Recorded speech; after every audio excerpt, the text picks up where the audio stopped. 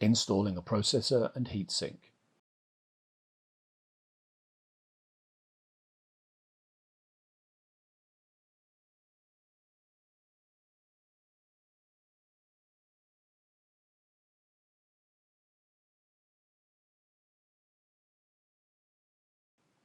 Hold the blue latch and slide the processor carrier into the rail frame.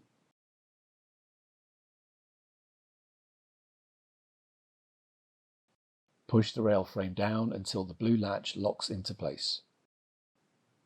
Close the retention frame and use a Torx T20 screwdriver to fasten it.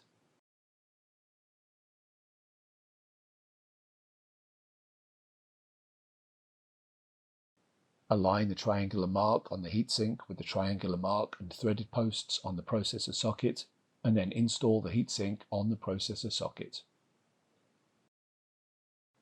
Fully fasten all the screws in the installation sequence shown on the heatsink label.